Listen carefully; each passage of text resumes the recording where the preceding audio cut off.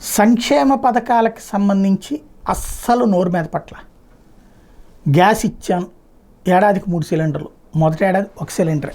But సంక్షేమం అంటే ఇష్టారాజ్యం కాదు, సంక్షేమం అంటే బాధ్యత. మేము ఆ బాధ్యతతో ఇస్తున్నాం. అదే సందర్భంలో ఈ ఏడాది ఇవ్వాల్సిన పథకాలు ఏంటి? సూపర్ 6లో ప్రతి మహిళకి 1500, ఎంతమంది ఉంటే అంతమందికి.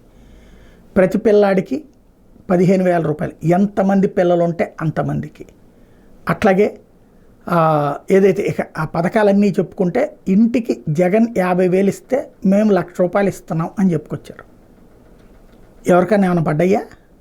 పెన్షన్ 1000 రూపాయలు పెంచారు, ఎస్.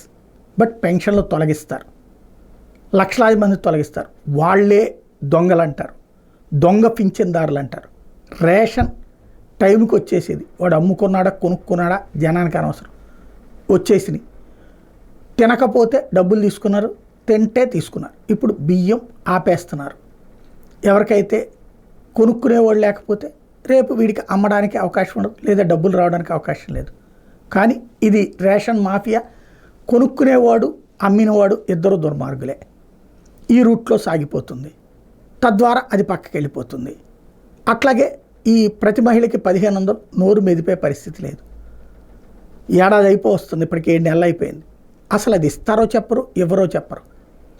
ఇచ్చిన వాటిని ఘనంగా ప్రచారం చేస్తారు, ఇవ్వనటువంటి వాటి గురించి నోరు మెదపరు.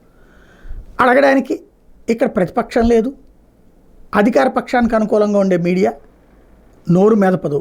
పైగా అక్కడ సక్రమం ఇక్కడ అద్భుతం అని రాసేస్తూ ఉంటుంది. ఫైనల్గా ఇంత దమ్ము ధైర్యం మరే రాజకీయ నాయకుడికి లేదు ఆంధ్రప్రదేశ్లో. అదే బాబు స్పెషల్.